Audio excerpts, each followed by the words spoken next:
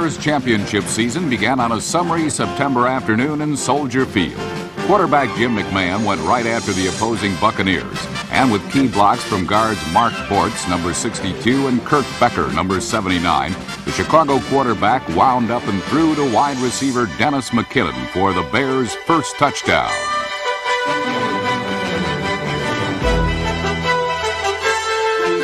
However, the Chicago defense was uncharacteristically generous this opening day, giving up 4 first-half touchdowns that earned the Bucs a 28-17 lead. But on the second play of the second half, cornerback Leslie Frazier, number 21, picked off a Steve DeBerg pass. And from then on, it was all Bears, who shut out Tampa the rest of the way. With the Buccaneers in dry dock, McMahon charted the Bears through smooth waters with 2 scoring passes and 2 touchdown runs to earn Chicago an opening day win. After this game, only one club would score more points on the Bears the rest of the year. In the season's second week, the Bears faced their eventual Super Bowl opponents in a game which, on the surface, looked to be favoring the Patriots. For one of the few times all season, running star Walter Payton was held in check, and some of the Patriots treated their hosts in a less than cordial fashion. But appearances can be deceiving. Despite a few hard hits, it was New England who was dismantled. The Bears held the Patriots to only 27 yards rushing while logging 3 interceptions and 6 sacks. New England spent only 19 seconds in Chicago territory all day, while Bear touchdowns by Matt Suhey and Dennis McKinnon, number 85, were more than enough to gain the win. In just a few months, Chicago would beat New England even more convincingly. When the legendary Dick Butkus joined fellow Hall of Famer O.J. Simpson to watch Chicago's Thursday night matchup at Minnesota, he didn't expect to see his former mates fall behind. But in the third quarter, the Bears were trailing the Vikings 17-9. It was then that Coach Mike Ditka summoned an ailing Jim McMahon off the bench in hopes of sparking the team. A blitzing Minnesota linebacker ran into a crunching block from Walter Payton, freeing McMahon to hit Willie Gault for a 70-yard touchdown on his very first play.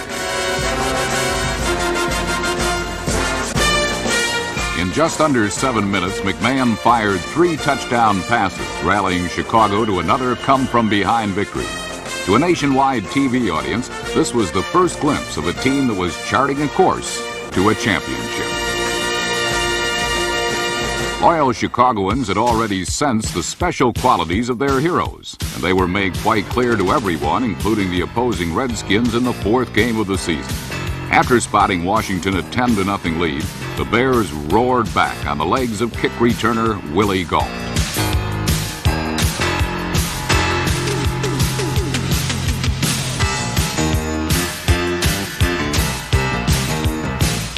Gault's 99-yard return, the 3rd longest in team history, sparked a run of 45 unanswered points.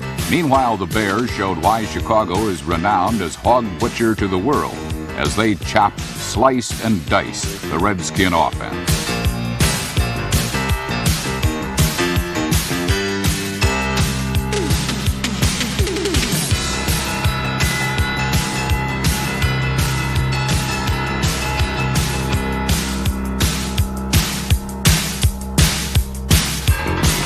Number 27, cornerback Mike Richardson capped the Bears' defensive dominance with a coast-to-coast interception return that set up one of Chicago's many scores, including a touchdown reception by tight end Emery Moorhead, number 87. The Bears used this point explosion to become the NFC's highest-scoring team, a distinction they would still hold at season's end.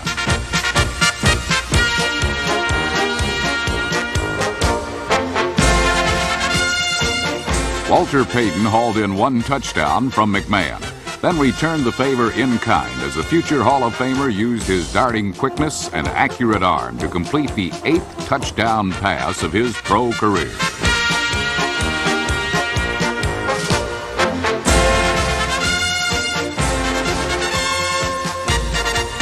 Chicago handed the Redskins their worst defeat in 24 years and had fun while doing it. Where one Windy City team of the recent past found success in winning ugly, the Bears were discovering the joys of winning crazy. But in a rematch at Tampa Bay, the annoying Buccaneers temporarily put frowns on the Bears' faces as they bolted to a 12-3 halftime lead. Then Jim McMahon and Dennis McKinnon combined to help erase Tampa Bay's advantage.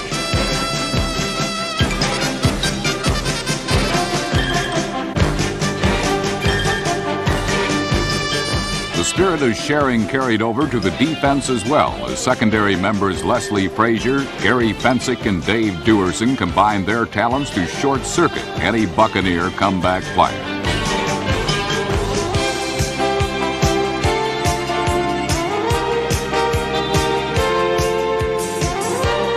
It took a trio to advance the ball on this interception, but a solo act advanced the Bears to victory. Walter Payton is 31 years old, but he's still a money player who can stop on a dime and go for broke in a single motion. Payton scored twice in the final period as Chicago chalked up their fourth come-from-behind win in 5 weeks. Ahead lay the game the Bears had been pointing toward since the end of last season. When the 49ers pounded the Bears 23-0 to win the NFC title in 1984, it was a defeat that fueled Chicago's desire to become champions in 1985. They took a giant step in that direction as the offense systematically dissected the defending world champs, mounting scoring drives on 3 of their first 4 possessions. Chicago raced to a 16-0 lead, then pounced on every mistake made by the San Francisco offense.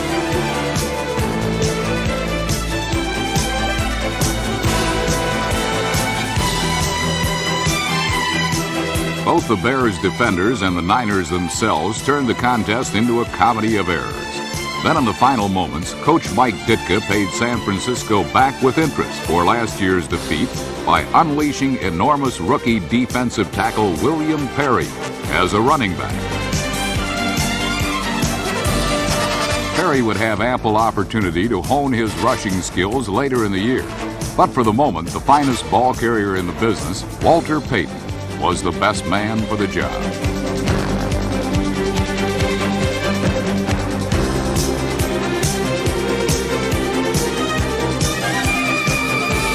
Payton scored twice and ran for 132 yards as Chicago exacted a harsh measure of revenge against San Francisco. The 6-0 Bears could now truly sense that their star runner might finally get his chance to be on a championship team.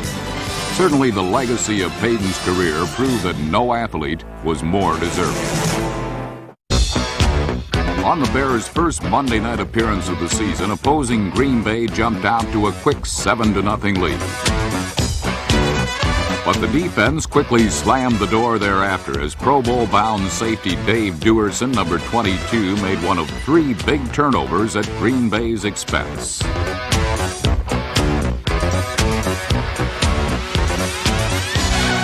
Linebacker Wilbur Marshall, number 58, stole another Packer pass, setting up the first of 2 scores from Walter Payton. Walter cracked the 100-yard mark again, and with this touchdown became the Bears' all-time leading scorer.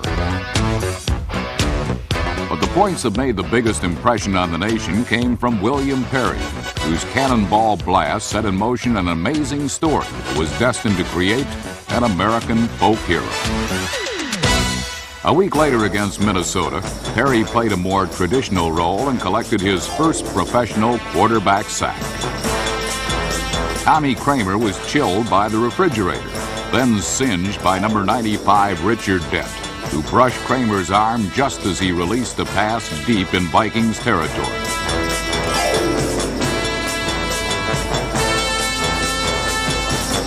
Number 55, Otis Wilson's interception return broke open what had been a tight 13-7 contest. And this wasn't the only wobbly throw that resulted in a Bears touchdown. Jim McMahon served up a knuckleball that would have made Phil Niekro jealous, but it fluttered into the hands of Dennis McKinnon for 6 Chicago points. McMahon's second scoring pass of the game was delivered to Walter Payton, who also produced another 100-yard rushing performance. The Bears' recipe for victory was once again their usual perfect blend of offense and defense. Reason enough for Chicago's perfect 8-0 record at the midway point of the season. The defense helped maintain that unblemished record in a return engagement with Green Bay.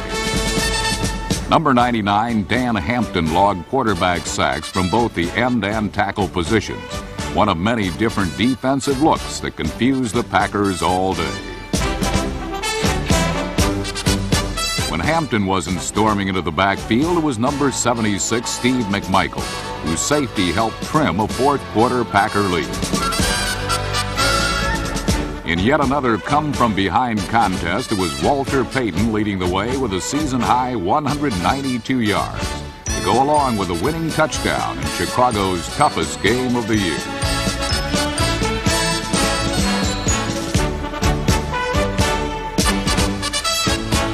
Once more, William Perry made headlines with the first touchdown catch of his career, giving new meaning to the term wide receiver.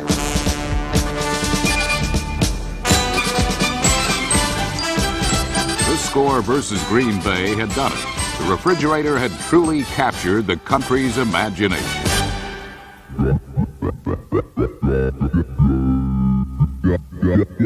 William Perry was a symbol, a big, big symbol, of the Bears' attempt to put fun back into football.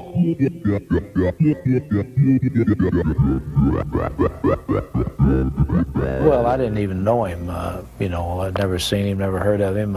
He came up to the office when we picked him. He had about a size 60-something coat or something like that. He was a big guy. The thing that made me mad about him, he came to camp and he couldn't practice but one time, and he went in a heap, and it made a lot of people mad. But Bear head coach Mike Ditka had an idea. For the go-ahead score, in motion Moorhead to the right side. Hand off to Perry, crosses the right side of the line, touchdown! On that fateful October evening, William Perry set out on a course that would transcend football and become folklore. Look at William Perry doing the high five! We got the great Walter Payton and Jim McMahon too, but at the goal line they call in 72. Cause there ain't nothing more feared than the attack of a 330-pound running back. They call in the bridge when they're on the goal line. They call in the bridge. And it's 6 points every time. They call in the bridge. All right, here's Jim McMahon barking out the signals. Perry in motion to the near side. McMahon fakes the hand, fires the right side. Oh, my God! The legend continues. William Perry on a 4-yard touchdown reception. I think a lot of underdogs in society relate to William. He's a guy that's worked hard. He got his weight down. He did everything we asked. And right now, he's an ideal citizen, really. In Chicago, perhaps, but elsewhere, folks weren't quite so fond of the refrigerator.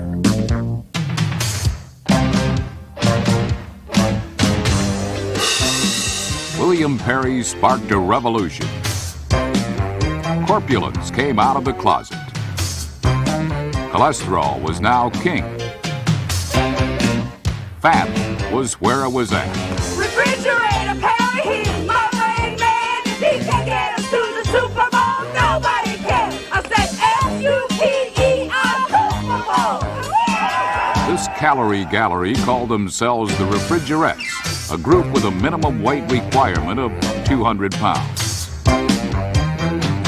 Of course, you know, we have free membership in the Fridge Perry Fan Club for those who weigh over 300 pounds. And what is that number up to? Right, and that's still growing, too. We're getting, 3 or 4 of those with every batch of litters. We have 138 right now. 138. And the heaviest person is... Yeah, still the first guy, in fact. Dennis Gens from out in East ND at 420. Still 420 pounds. Man. William Perry could also do his ball carrying as a member of the Chicago Bears defense. This well-rounded athlete was not only a household appliance, but now a household name. The Bears, last of the NFL's unbeaten, had little trouble in maintaining perfection as the storming Chicago defense bludgeoned the Lions, holding them to a paltry 106 yards in total offense.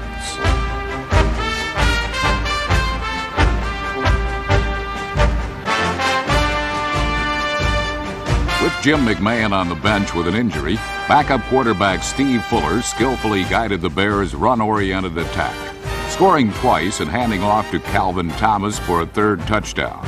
The Bears racked up 250 rushing yards to earn their 10th win of the year. A week later, they played their most dominating game of the season. Dallas turned the ball over 5 times, which led to 4 Bears scores, including Mike Richardson's 36-yard interception return. With quarterback Jim McMahon still out with injuries, Chicago relied on their ground attack to supply the offensive firepower.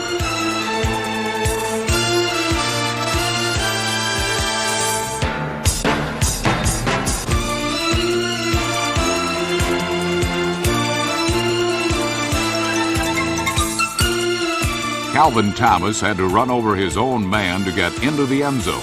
But when he bowled over this Dallas defender, he allowed number 29, Dennis Gentry, an equal opportunity to score. Scoring was something Dallas only dreamed about, as number 95, Richard Dent, led the Chicago charge, which never allowed the Cowboys within the Bears' 38-yard line. With his offensive lineman manhandled by Chicago, Dallas quarterback Danny White was at the mercy of safety Dave Duerson for one of 6 Bears sacks. The refrigerator might have been the Bears' big story, but he's not the only modern appliance in Chicago's Hell's Kitchen defense, which carved up the Cowboys' offense. Chicago waited 14 years for a victory against Dallas and more than made up for lost time by handing the Cowboys their worst defeat in team history. With the win, Chicago clinched their 2nd straight NFC Central title and had the rest of the league singing the blues.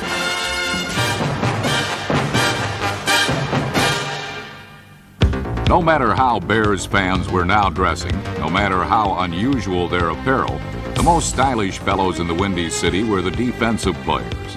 William Perry's pursuit of excellence included lateral pursuit, much to the Falcons' surprise.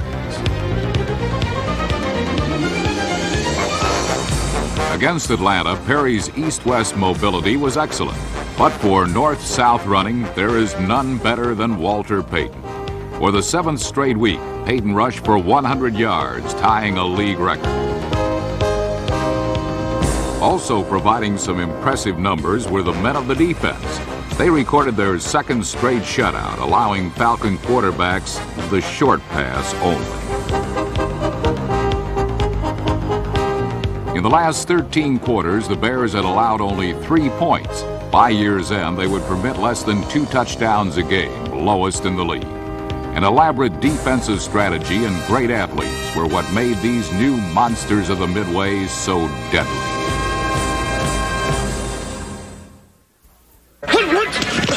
The Chicago Bears, pro football's imperial defense.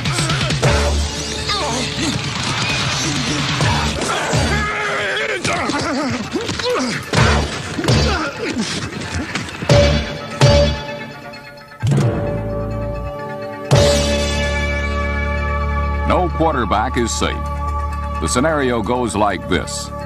First, the bewildered quarterback is helped to his feet and his senses by his teammates. The decision to continue is not made willingly. Then comes the second and final act, unconditional surrender. In 1985, the Bears' defense dwarfed the rest of the NFL. They not only defeated opponents with outstanding athletes, they demoralized them with confusing alignments and relentless pressure. They run several different alignments, and they move their defensive linemen around to different positions. They have the ideal personnel to handle that style of defense. They have good linebackers and a good secondary, but I think the key to that whole thing is those defensive linemen. Right! Led by Dan Hampton, Steve McMichael, and Richard Dent, number 95. The Bears have the league's most powerful 4-man front, the foundation of the NFL's toughest defense to run against. But Chicago's overwhelming success is the result of their pass rush. The key to playing dominating defense in the NFL is pressure on the quarterback. It sounds simple, but no team in the league exerts the mental and physical strain on the passing game that the Bears do. To stop a passing game, you can't stop it unless you put pressure on. Now, some people are good enough to put it on with a three-man rush. Well, we're not. In fact, I don't know what we're good enough to put it on with a four-man rush. If we have to send 8, we'll send 8. But we're not going to let you sit back there and pick us apart. The safety blitz, like this one by number 22 Dave Dewerson, is an important part of Ryan's pressure package. But it's the Bears' basic defense, the 46, that causes offenses the most problems. This alignment positions 6 men on the line of scrimmage, with linebackers Wilbur Marshall, number 58, and Otis Wilson, number 55, on the same side. Both will blitz, giving Chicago a 6-man pass rush. The double blitz pressures the offense into blocking confusion. 2 blockers respond to Marshall's inside rush, leaving Wilson, number 55, free on the outside to sack the quarterback. Ryan's blitz schemes are not predictable. Here again in the 46, Wilson and Marshall are positioned on the same side. Again, at the snap of the ball, both will blitz. This time, the offense, keeping a back and the tight end in the block, picks up Marshall and Wilson. But that leaves Mike Singletary, number 50, the third blitzing linebacker and the 7th pass rusher, with a clear path to the quarterback. Buddy forces the offense into keeping a lot of backs in, keep the tight ends in. They do all kinds of east-west blocking, and we more or less confuse them more than they confuse us. And when you get the offense on the defensive, then I think half the game is already won. We learned the system, became experienced with it, and once you become comfortable with it and it becomes second nature to do all the reaction on the run, you're allowed to become more physical. You stop thinking out there, you just start doing your job. With the talent that we've had on the defense the last 3 or 4 years, with Wilbur Marshall and Singletary in the middle, and just all the great athletes, in addition to some people who are just fitting into the system, it's allowed us to become a much more aggressive and dominating defense. The man who coordinates the complex Bear defense on the field is middle linebacker Mike Singletary. Singletary is the NFL's sharpest defensive thinker, a player whose mentality is matched by his ability. Mike is the soul of the defense. He's always played with a great deal of heart. He's a good athlete, he's got good size, but his greatest attribute is his heart and his mind. He's a complete football player. He can do it all. He's the best linebacker in the National Football League, and I don't think there's any question about it. He runs our defense for us. Every coach should get the opportunity to coach Mike Singletary because he's such a dedicated kid. I mean, he doesn't play lip service to it. He really works at it. Singletary's worship of the work ethic is the driving force pushing the Bears' defense. He's the rock in the middle, the shrewd student who understands what it takes to play dominating defensive football. When you're striving for perfection, you're not going to be satisfied at doing okay. You want to go all the way. You want to do the small things that maybe your competitors aren't. In order to do that, you have to get out there every play and just do that little bit extra and put in a little bit more mentally and physically when you step out there on the field. I think that's the biggest reason that we are so successful, because we want to strive to be the best first of all, and then just go on from there. In 1985, the Bears defense was the best. They have more outstanding athletes than anybody else, and a chunky kid called the Refrigerator proved that he belonged next to the Singletaries, the Hamptons, and the Dents. It's pro football's supreme defense, unnerving pressure that cripples offenses, producing turnovers and sometimes touchdowns.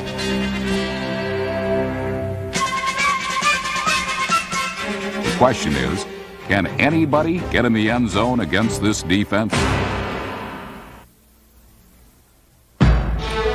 The answer to that question came in what proved to be an unlucky 13th week of the season for the Bears.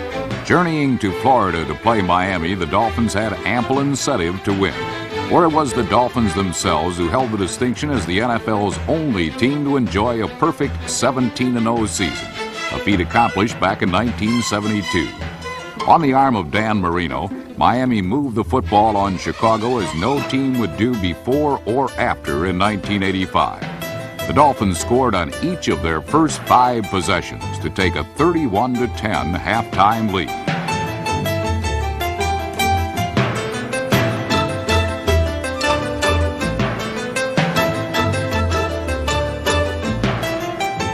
Even when the Bears narrowed the gap, Miami got the benefit of a fortunate bounce as a twice-tipped pass that could have been picked off became instead a touchdown for Dolphin wide receiver Mark Clayton.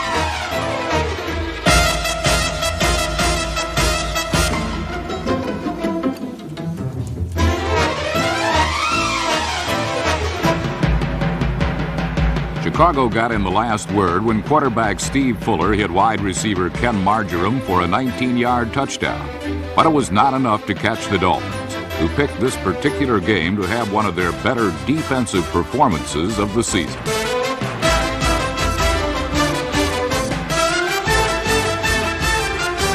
With the victory, Miami preserved the franchise's exclusivity on perfect seasons. For the Bears, it meant the first, last, and only time they would know defeat in 1985.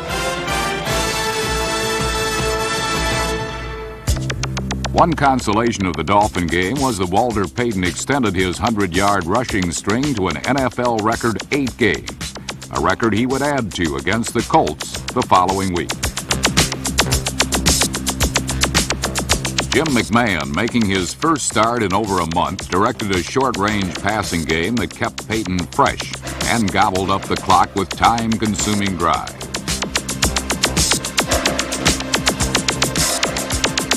The offense was efficient enough because the Chicago defense returned to its usual form as the Bad News Bears.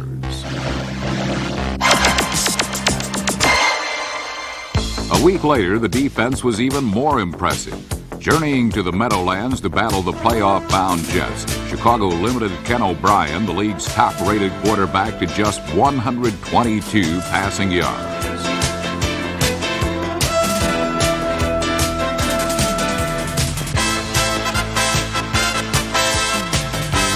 Walter Payton was held to under 100 yards rushing for the first time in 10 weeks. But his knack for the big play kept the Bears a step ahead of the New Yorkers throughout the afternoon. One touchdown was all Chicago needed to earn the win. That occurred when quarterback Jim McMahon spotted tight end Tim Reitman with a 7-yard scoring pass. McMahon's aim was also true in the regular season finale in Detroit. While Jim clowned with the cameras, linebacker Otis Wilson and the rest of the Bears' top-ranked defense simply toyed with the Lions.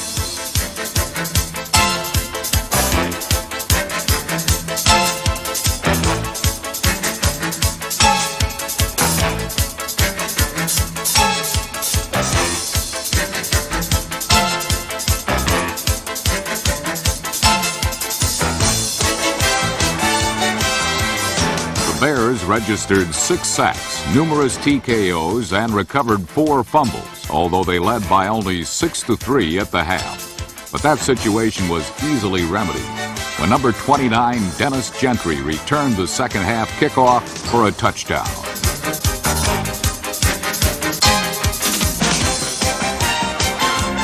Gentry's 94-yard run back, coupled with a defensive touchdown, provided all the incentive McMahon needed to get the Bears' offense rolling.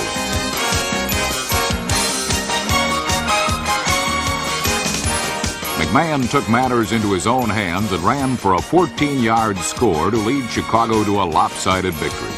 The Bears closed out the regular season with a league-leading 15-1 record. Now it was on to the playoffs and a world championship.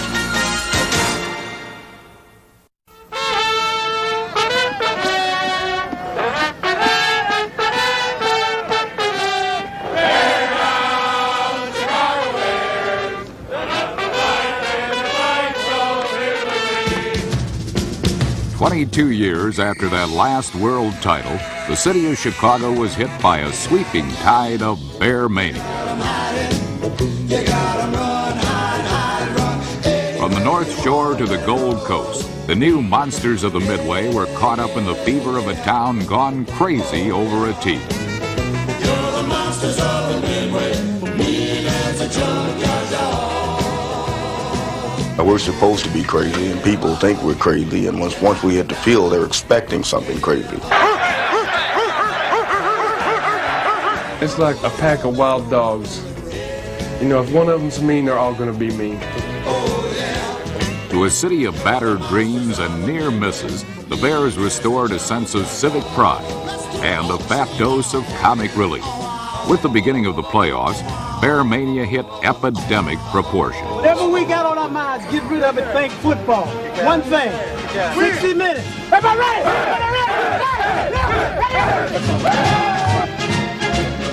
McMahon back to throw, pitches the right side. McMahon got a 5-0, 20-0, Chicago Bears. Super Bears, Super Bowl, Super Bears, Super Bowl. The Bears took their first step towards a title by crushing the New York Giants, the same team they had beaten to win a championship in 1963. This is not the end of the road. I mean, there's work to be done. There's miles to go. That's the way the poem goes. We've got a little way to go yet. And I tell you, it's going to get better. Well, like I said, the best is yet to come. It really is. The best was still to come, but it would have been hard convincing the Giants, who fell to Chicago in frozen Soldier Field. They discovered that these bad news Bears could be bad weather Bears as well. The Giants started off quickly, moving 45 yards on their first 4 plays of this NFC divisional playoff game. But when the Bears forced and recovered number 26 Rob Carpenter's fumble, this promising drive ended up in the deep freeze. The first period saw the Giants continue to walk through a winter blunderland, and when Sean Landeta kicked a minus 5-yard punt, number 23 Sean Gale returned it for a touchdown. Landeta would later claim that his shank was caused by a gust of wind, but another look at the play suggests that the punter may have been unnerved by the heavily stacked left side of the Chicago rush, unnerved enough to drop the ball low and nose down toward his instep.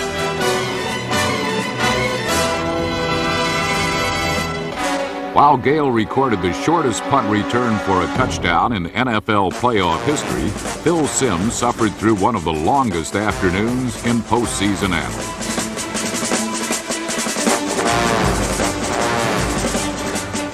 Simms was sacked 6 times, and his principal nemesis was number 95 Richard Dent, who registered 3.5 of those sacks. Chicago's front line stunted often, and when Dent ran a loop, Carl Nelson, number 63, could not get over to block Dent quickly enough to prevent the sack.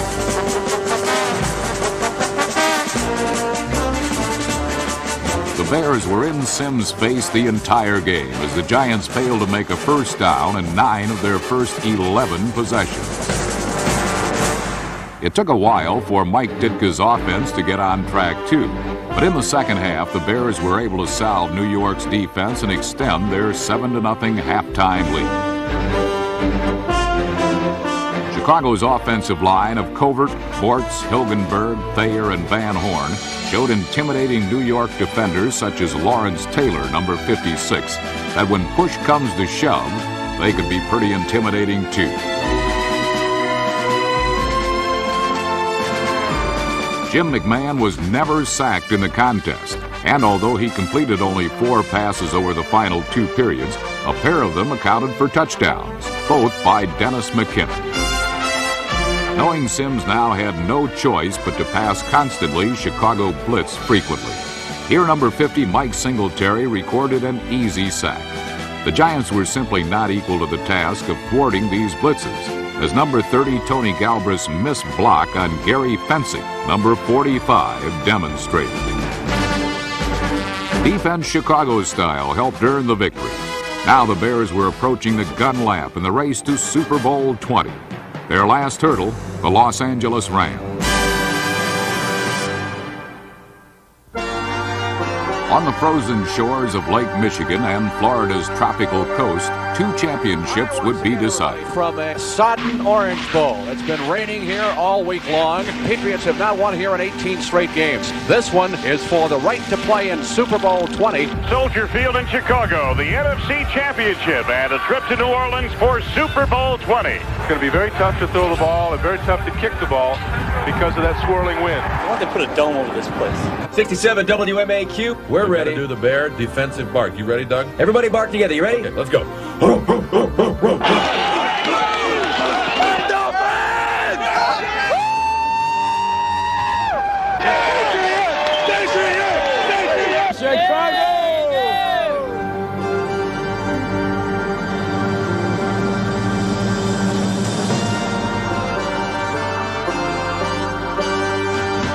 The Bears' Mike Ditka and the Patriots' Ray Berry, 2 men who had battled as players years before, would lead their teams on the final step to New Orleans. Let everything hang out. Am I right? Am I right? Let's go.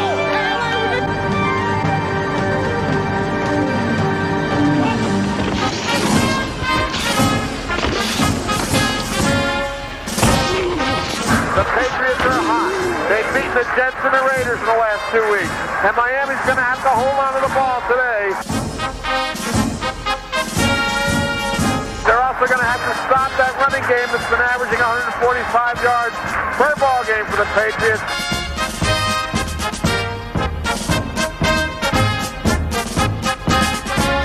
He puts one, throws, touchdown. Patriots, Tony Collins catches in the end zone.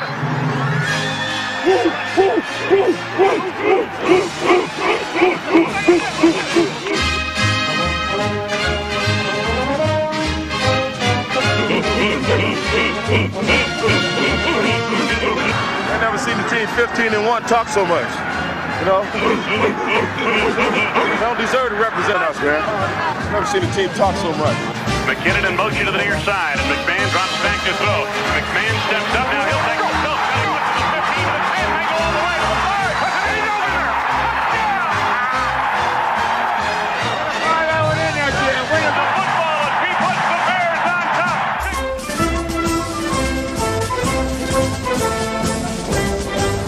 Eason on the fake, fires into the end zone, and that one is a touchdown. Jinx stinks. The jinx is dead, baby. I'm too young to remember that anyway. I don't know nothing about it anyway.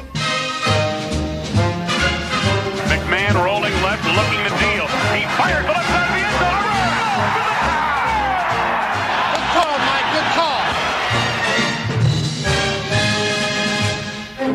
As the Rams and Dolphins watched their Super Bowl dream fade, the Bears and Patriots settled in and let their fantasy take flight.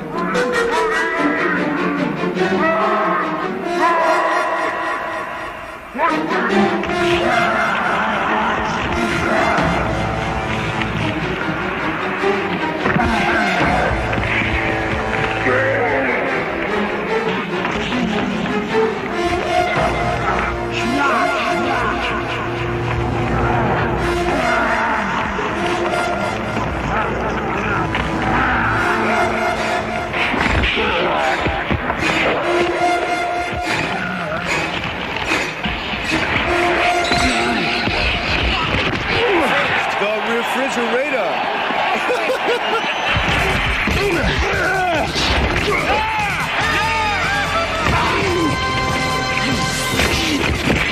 What do you call that? Hey, that's a cheap shot, ref!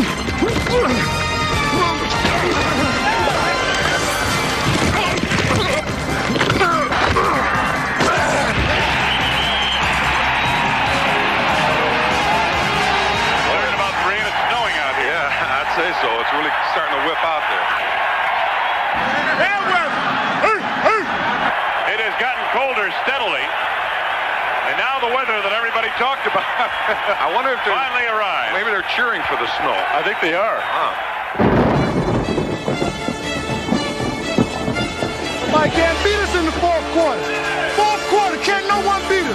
It means that they have destroyed the Orange Bowl jinx.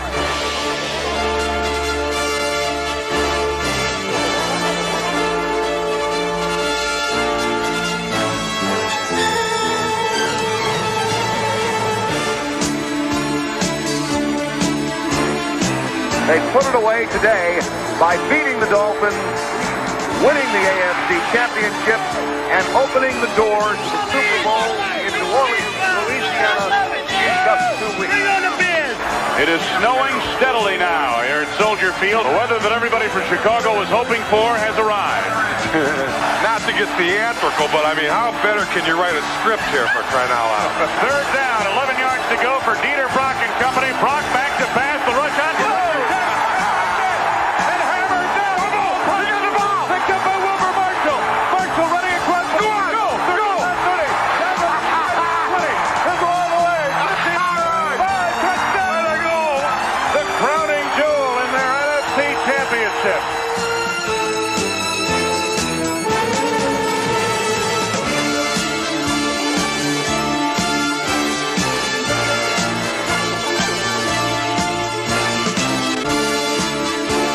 New England Patriots and Chicago Bears were about to make their first visits to the Super Bowl. But the Bears were about to dominate this game as no previous participant had ever done. On January 26, 1986, the New Orleans Superdome became the nation's center of attention as millions of Americans and a worldwide audience witnessed the final chapter in the Bears' incredible season. Chicago spotted the Patriots an early 3-0 lead, but then Jim McMahon combined with Willie Gault, number 83, on one of their many big pass plays.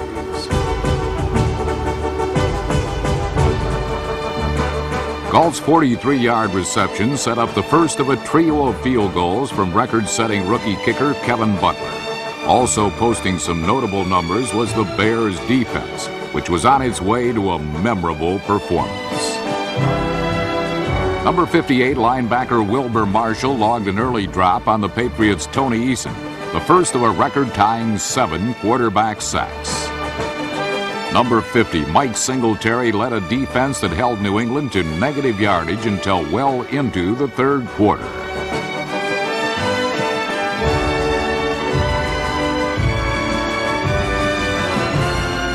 Back-to-back first-period fumbles forced by Richard Dent deep in Patriot territory set up 2 scores that put the Bears ahead for good.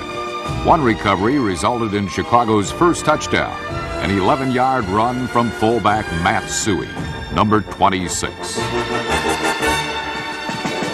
While Chicago's offense rolled, New England's reeled. They picked up only 1 first down the entire half and set a record for futility, with a net gain of minus 19 yards.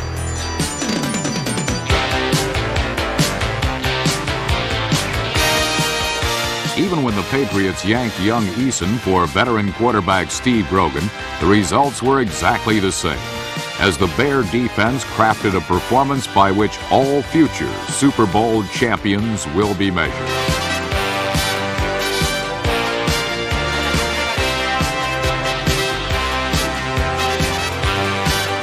Chicago stormed up the middle. Then they came from the outside, sending number 55 Otis Wilson and friends on a collision course with Grogan.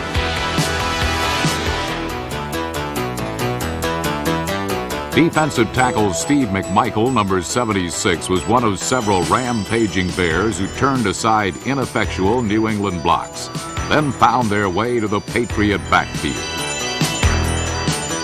Leading 23-3 at the half, the Bears began the third quarter backed up near their own end zone. But McMahon hit Gault on a 60-yard bomb that got the Bears out of trouble and put the Patriots on the skids.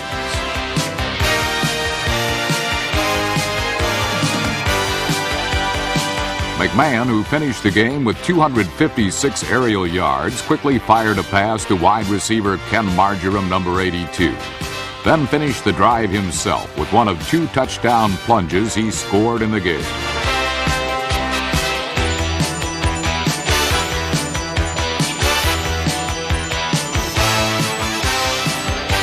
Meanwhile, the defense hadn't quite finished pounding the Patriots. In addition to sacking Grogan for a safety, they also stole 2 of his passes. This one, picked off by cornerback Reggie Phillips, number 48, was returned 28 yards for yet another Bears score.